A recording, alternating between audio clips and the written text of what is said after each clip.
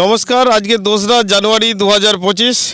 Happy new year সকলকে। আমাদের এখানে আজকে আমরা এসেছি আরামবাগের আরান্ডি অঞ্চল। এটা এখানকার চন্দ্রমুখী বিখ্যাত, সামনেই নদী, এখানে বন্যা প্রবণ অঞ্চল। তো গত বছর থেকে আমাদের এখানে জৈব পদ্ধতিতে চাষ শুরু হয়েছে, অনেক কৃষক বন্ধুই চাষ করছেন। তো আমরা যে চন্দ্রমুখী গাছের পান দেখছি, তো অসাধারণ পান লাগছে। সাথে সাথে আমরা কৃষক বন্ধুর কাছে চলে যাব। উনি আজকে 1 বছর ধরে আমাদের জ্যাকপট দিয়ে চাষ করছেন এবং কী কী রেজাল্ট পাচ্ছেন একদম বড়ো থেকে। ওনার গতবার ভিডিও যখন করেছিলাম, ওনার বাবা ছিলেন, উনি ছিলেন না। তো উনি অলরেডি আমাদের জৈব কৃষক উপহার এবারে মিটিংয়ে স্প্রে মেশিনের মধ্যে পেয়েছেন, তাই তো? আপনি স্প্রে মেশিনটাও পেয়েছেন। তো আপনি সরাসরি আমাদের এইদিকে একটু চলে আসুন, এদিকটাতে আসুন। বা স্প্রে মেশিনটাও খুব ভালো।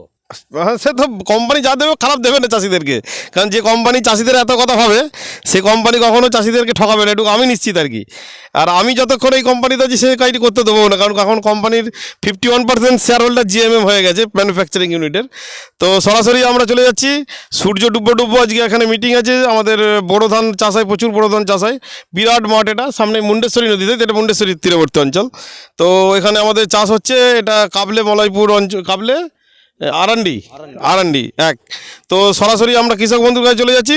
আপনাকে হ্যাপি নিউ ইয়ার, শুভ নববর্ষ 2025। তো আপনি আপনার নাম বলুন। দীপঙ্কর হাজরা। আপনি কতদিন ধরে জ্যাকপট দিয়ে চাষ করছেন? আমি গত 1 বছর ধরুন না, গত বোরো থেকে আরম্ভ করেছিলাম। জাস্ট এবছর বর্ষাতেও আবার আরম্ভ করেছি, বা নেক্সট আলুতেও দিয়েছি।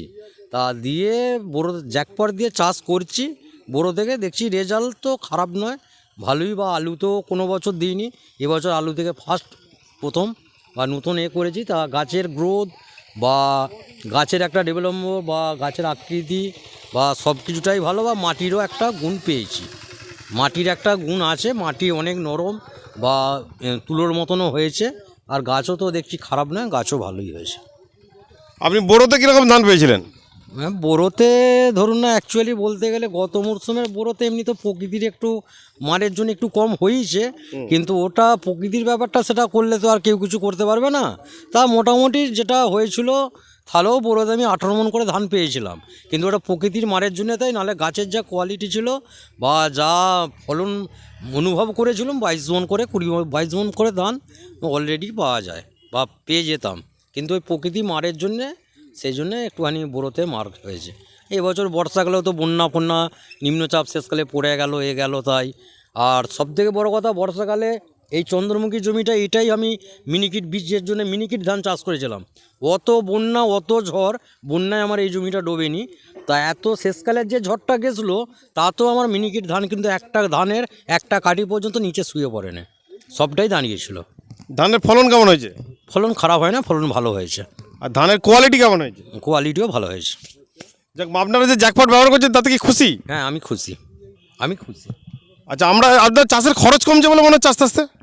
খরচটা অ্যাকচুয়ালি বলতে গেলে, আমি তো এখন এই আলুটাই তো নতুন আরম্ভ করেছি, সামথিং অল্প সার একটু কম রেখেছি।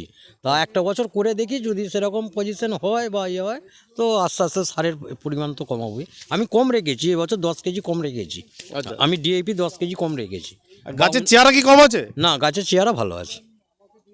আর জল কম লাগছে, যেটা আমরা বলছি সেচ কম লাগবে, মাটি ভিজে থাকছে অনেকদিন। হ্যাঁ, মাটি ভিজে থাকছে। আমি তো প্রথম পান আপনার পাইছিলাম গত সোমবারে, 3 দিনের মাথায় পাওয়াতে হয়। আমি তো জমি দেখতে এসে ভাবছি যে বাবা এত রস লাগছে, আরও তাহলে 2 দিন যাক। আমি আবার সেই নেক্সট আগের সোমবারে পাইছি। মানে একটা করে সেচ সপ্তাহে কমে গেছে? একটা করে সেচ বলতে গেলে সপ্তাহে কমে গেছে। যাক, ধন্যবাদ। এবার যত গাছ বেড়ে যাবে আরও সেচ কমে যাবে। তো আমরা তো গাছ যা দেখছি, চন্দ্রমুখী গাছ অসাধারণ কালার, চেহারা। আপনি কি দেখছেন? কালার কীরকম দেখছেন গাছের? গাছের কালার ভালো আছে, গাছের ভালো আছে।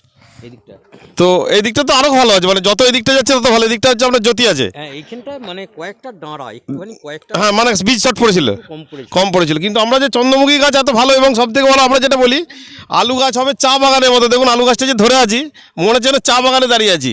উপর থেকে যদি আমি ছবিটাকে করি, তাহলে মনে হবে যেন চা বাগানে আমরা দাঁড়িয়ে আছি। অসাধারণ লাগছে। তো আজকে 2রা জানুয়ারি 2025 আমরা বেরিয়ে পড়েছি, আমাদের কাজ শুরু হয়ে গেছে। আজকে মিটিং আছে এখানে বড় চাষের সঙ্গে, আলু পরিদর্শন করে নিলাম। আবার আলু ওঠার আগে ঠিক আমরা ভিডিও করব, কারণ এই ভিডিওগুলো আমাদের রেকর্ড থাকবে। এখানে সামনে সোলার পাম্প আছে, ট্রান্সফরমার আছে, এটা আমাদের ল্যান্ডমার্ক সামনে সোলারটা। তো যে আমরা পরবর্তীকালে অলরেডি সূর্য ডুবতে চলেছে। ধন্যবাদ সকলকে।